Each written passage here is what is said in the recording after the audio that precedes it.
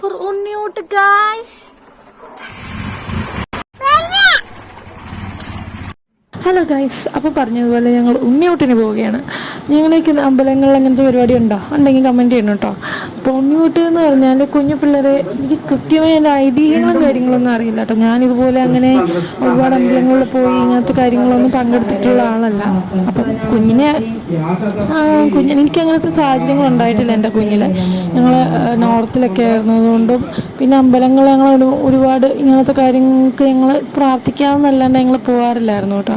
അപ്പം ഇവനെ പിന്നെ ഇതൊക്കെ ഒരു രസമല്ലേ എന്ന് ഓർത്തിട്ട് അങ്ങനെ പോയതാണ്. അപ്പോൾ ഉണ്ണിയൂട്ട് എന്ന് പറഞ്ഞാൽ കുഞ്ഞു പിള്ളേരെ പപ്പടം, പായസം, ചോറ്, ജിലേബി, ഫ്രൂട്ട്സ് അങ്ങനെ എല്ലാം കാണും കേട്ടോ. എല്ലാം ഒരു സദ്യക്കുള്ള സാധനങ്ങൾ, പരിപ്പ്, നെയ്യ്, സാമ്പാർ അങ്ങനെയൊന്നും ഉണ്ടാവില്ല. ജസ്റ്റ് ആദ്യത്തെ ഒരു കുഞ്ഞു പിള്ളേർക്ക് കൊടുക്കുന്ന സദ്യ, ഉണ്ണി സദ്യ. അപ്പോൾ ഉണ്ണി സദ്യയുടെ ഇതാണ് കേട്ടോ. അപ്പോൾ പൂവൊക്കെ ഉണ്ട്. അപ്പോൾ പൂവൊക്കെ ഞാൻ ചെവി വെച്ച് കൊടുത്തായിരുന്നു കേട്ടോ. അപ്പം അതൊക്കെ വെച്ച് അവൻ കഴിച്ചുകൊണ്ടിരിക്കുകയായിരുന്നു. അങ്ങനെ നല്ലൊരു എന്താ പറയുക, ഒരു രസമാണ് കേട്ടോ. 7 ദിവസത്തെ പരിപാടിയാണ് സപ്താഹം എന്ന് പറയും. അപ്പോൾ ഈ 7 ദിവസത്തെ പരിപാടിയിൽ ഏകദേശം അവസാനത്തെ ദിവസമാണ്. അത് കഴിഞ്ഞിട്ട് പിറ്റേ ദിവസം കൂടെ കഴിഞ്ഞ് കഴിഞ്ഞാൽ, ഈ ദിവസം കഴിഞ്ഞ് പിറ്റേ ദിവസം കൂടെ കഴിഞ്ഞ് കഴിഞ്ഞാൽ പിന്നെ ഉത്സവമാണ് കേട്ടോ. 2 ദിവസം കഴിയുമ്പോഴേക്കും ഉത്സവത്തിന് സമയമുണ്ട്. അപ്പോൾ അതിന് ഗാനമേളയൊക്കെ നടത്തിയായിരുന്നു കേട്ടോ. പിന്നെ അങ്ങനെ വേറെ ചോറ് ഞാൻ കഴിക്കുന്നൊന്നും പ്രതീക്ഷിച്ചിരുന്നില്ല. ഞാൻ പിന്നെ ഫ്രൂട്ട്സും കൂടെ എല്ലാം കഴിക്കട്ടെ എന്നോർത്ത് പതുക്കെ കഴിക്കുന്ന എല്ലാം കൂടെ ചേർത്ത് കഴിക്കാത്തതിന് ഇട്ട് ഇളക്കി മിക്സ് ചെയ്ത് അങ്ങനെയൊക്കെ ആയിരുന്നു കേട്ടോ കൊടുത്ത് കഴിക്കാൻ. ഇച്ചിരി മടിയായിരുന്നു, പിന്നെ കുഴപ്പമില്ലായിരുന്നു കേട്ടോ. അപ്പം അമ്പലത്തിൻ്റെ അടുത്ത് തന്നെ അതേപോലെ തന്നെ പള്ളിയിൽ പരിപാടി ഉണ്ടായിരുന്നു കേട്ടോ. ഞങ്ങളുടെ തൊട്ടടുത്തൊരു പള്ളിയുണ്ട്. അപ്പോൾ അവിടെ മിക്കപ്പോഴും പള്ളിപ്പെരുന്നാളിന് ഈ ഒരു സംഭവം കാണും കേട്ടോ.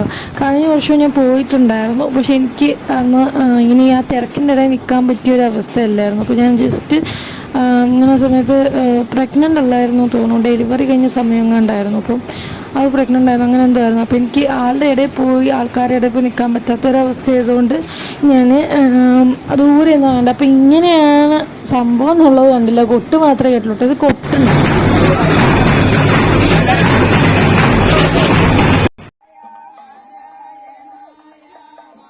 അതെ, ഞാൻ അടുത്ത ദിവസമാണ് കേട്ടോ. അടുത്ത ദിവസം നമ്മൾ അമ്പലത്തിൻ്റെ ഞാൻ പറഞ്ഞില്ല, ഉണ്ണിയൂട്ട് കഴിഞ്ഞിട്ടുള്ള പിറ്റേ ദിവസമാണ് കേട്ടോ ഇത്. അപ്പം എഴുന്നള്ളിച്ച് തൊട്ടടുത്ത് വേറൊരു അമ്പലമുണ്ട് കേട്ടോ, കാവ്. അവിടെ നിന്ന് മുരുകൻ്റെ അമ്പലത്തിലാണ് സപ്താഹമൊക്കെ നടന്നത്.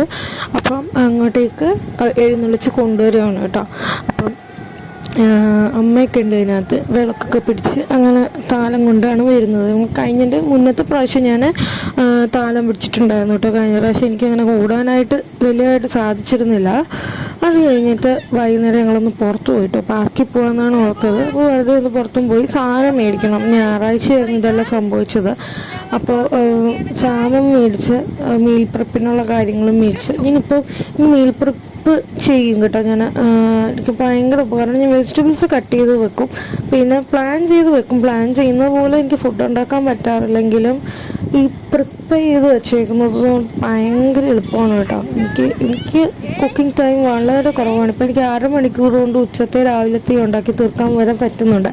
അത്രയും എളുപ്പമാണ് മീൽ പ്രിപ്പ് ചെയ്ത് കഴിഞ്ഞാൽ. പ്ലസ് ബഡ്ജറ്റിലാണെങ്കിലും വീക്ക്ലി ഞങ്ങൾക്ക് അങ്ങനെ ഒരുപാട് കറി ടൈപ്സ് ഇഷ്ടപ്പെടുന്ന ആൾക്കാരല്ല.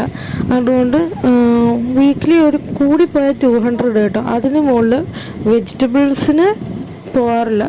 പിന്നെ അലർച്ചില്ലറ മറ്റ് സാധനങ്ങൾ, അതായത് ഗ്രോസറി അല്ലാണ്ട് ഇപ്പോൾ മന്ത്ലി സാധനങ്ങൾ ഞങ്ങൾ മന്ത്ലി തന്നെ മേടിച്ചായിരുന്നു. ഇനിയിപ്പോൾ ഈ മന്ത് കഴിയുമ്പോഴായിരിക്കും ഇനി അടുത്ത ഇത് മേടിക്കുക കേട്ടോ. അപ്പം പച്ചക്കറി മാത്രം ഞങ്ങൾ ആഴ്ചയിൽ മേടിക്കും. അപ്പോൾ ആഴ്ചയിൽ 200 എനിക്ക് ഇതുവരെ ആയില്ല, 200-ന് താഴെ ആയിട്ടുണ്ടായിരുന്നുള്ളൂ. പിന്നെ ഈ പ്രാവശ്യം മാത്രം ഞാൻ ഫ്രൂട്ട്സ് മേടിച്ചിട്ടുണ്ടായിരുന്നു കേട്ടോ. അപ്പോൾ ഫ്രൂട്ട്സിന് ഇച്ചിരി വില ഉണ്ടായിരുന്നു. അല്ലാതെ വെജിറ്റബിൾസ് മാത്രമായിട്ട് ഇന്നാൾ മേടിച്ചതിനും എനിക്ക് 200 തന്നെ ആയി. 200 അല്ല കേട്ടോ, 190 സംതിങ് അങ്ങനെ ഉണ്ടായിരുന്നുള്ളൂ. അപ്പോൾ ഞാൻ നോക്കിയിട്ട് മീൽ പ്രിപ്പ് ചെയ്തുകൊണ്ടുണ്ടായ ഗുണം ഒന്ന് ഇതാണ് കേട്ടോ, വില നമുക്ക് ആവശ്യത്തിനുള്ളതേ വരുള്ളൂ. രണ്ടാമത്തെ കാര്യം എനിക്ക് തോന്നിയത്, ഒരുപാട് പച്ചക്കറികൾ നമുക്ക് വേസ്റ്റ് ആവില്ല. മറ്റേ നമ്മുടെ ഫ്രിഡ്ജിൽ കിടന്ന് അഴുകി പച്ചക്കറി ഒരുപാട് വേസ്റ്റ് ആവുമായിരുന്നു കേട്ടോ.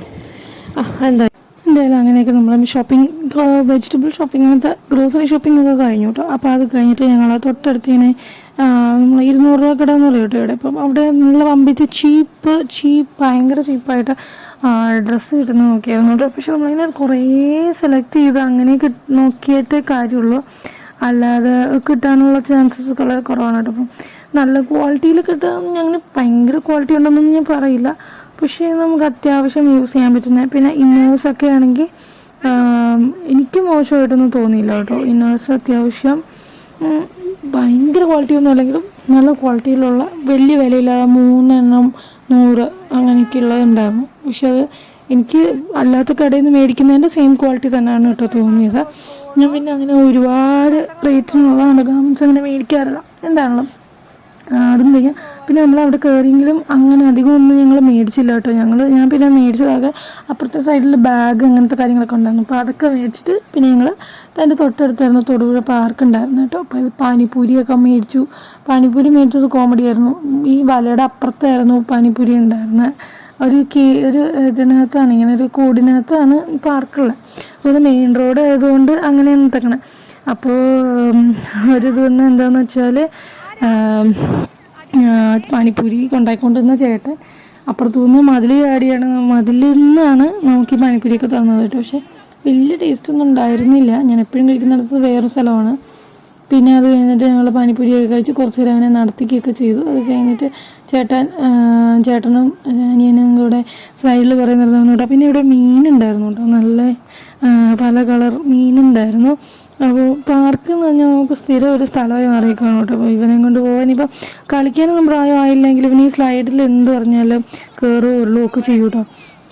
അപ്പോൾ അങ്ങനെ ഒരു ഇനിയിപ്പോൾ കുറച്ച് നാൾ കഴിയുമ്പോൾ പിന്നെ ഇതൊരു ഇതാവും. പിന്നെ അത് കഴിഞ്ഞിട്ട് ഞങ്ങൾ നോക്കുമ്പം നമുക്കിപ്പം പാർക്കിൽ പോയിട്ട് പ്രത്യേകിച്ച് എന്താ ചെയ്യാനുള്ളതല്ലേ. പക്ഷെ ഞങ്ങളിങ്ങനെ താഴോട്ട് ഇറങ്ങി വെറുതെ നടക്കാമെന്ന് പറഞ്ഞുകൊണ്ട് നോക്കിയപ്പം ഇങ്ങനെ ജിമ്മില്ലേ, നമ്മുടെ ബോഡി ജിം പോലെ ഒരു സ്ഥലം ഉണ്ടായിരുന്നു കേട്ടോ. അപ്പം അതിനകത്ത് ഇങ്ങനെ ഞാൻ നോക്കിയപ്പോഴും കൊണ്ട് ഞങ്ങൾക്ക് വെറുതെ ഒരു രസമല്ലേ, നമുക്കും ഒന്ന് പോവാമല്ലോ, ഒന്ന് എൻജോയ് ചെയ്യാമല്ലോ എന്നും പറഞ്ഞിട്ട് ഞാൻ വലിയ കാര്യത്തിൽ പോയിട്ട് കുറച്ച് ജിമ്മൊക്കെ ചെയ്തിട്ട് അത് കഴിഞ്ഞിട്ട് നടു പൊങ്ങുന്നില്ലായിരുന്നു. കാരണം ഞാനിങ്ങനെ വെയിറ്റ് ലിഫ്റ്റ് ഒന്നും ചെയ്യുന്നില്ലല്ലോ. ഈ സാധനമൊക്കെ പൊക്കാൻ ഭയങ്കര പാടായിരുന്നു കേട്ടോ. ഇത് അവനും കൂടെ കൈവച്ചിട്ടാണ് പൊങ്ങിയത്. പക്ഷെ അവൻ തനിയായിരുന്നപ്പോൾ അത് പൊങ്ങിയത് എങ്ങനെയാണെന്ന് എനിക്കറിയില്ല. അവസാനം അമ്മയും അവനും കൂടെ വന്നിരുന്നിട്ട് എന്നെ കൊച്ചിനെ കൈ തന്നിട്ട് അങ്ങനെയായിരുന്നു അവസാനം അത് പൊക്കിയത്. ഞാനിരുന്നിട്ട് എൻ്റെ വെയിറ്റ് എനിക്ക് പൊക്കാൻ പറ്റുന്നില്ല, അങ്ങനത്തെ എന്തൊരു സാധനമായിരുന്നു കേട്ടോ. പിന്നെ ഇത് കാലിൽ ബലം കൊടുക്കുന്നത് എനിക്ക് അപ്പം മനസ്സിലായി എൻ്റെ കൈക്ക് ഒരു ബലമില്ലാന്ന്. എൻ്റെ നടുവും പിടിക്കാൻ തുടങ്ങി. അത് കഴിഞ്ഞിട്ട് ഇത് കൊള്ളായിരുന്നു കേട്ടോ. പക്ഷേ ഇതങ്ങനെ എന്താ പറയുക, ചുമ്മാ ഇങ്ങനെ ചവിട്ടി എണീറ്റ് അങ്ങനത്തെ ഒരു സംഭവമായിരുന്നു. അങ്ങനെ അതൊക്കെ കഴിഞ്ഞ് ഞങ്ങൾ അന്നത്തെ ദിവസം കഴിഞ്ഞിട്ട് വീട്ടിൽ പോയായിരുന്നു. അപ്പോൾ അടുത്ത വീഡിയോയിൽ കാണാം. Bye bye, take care, see U.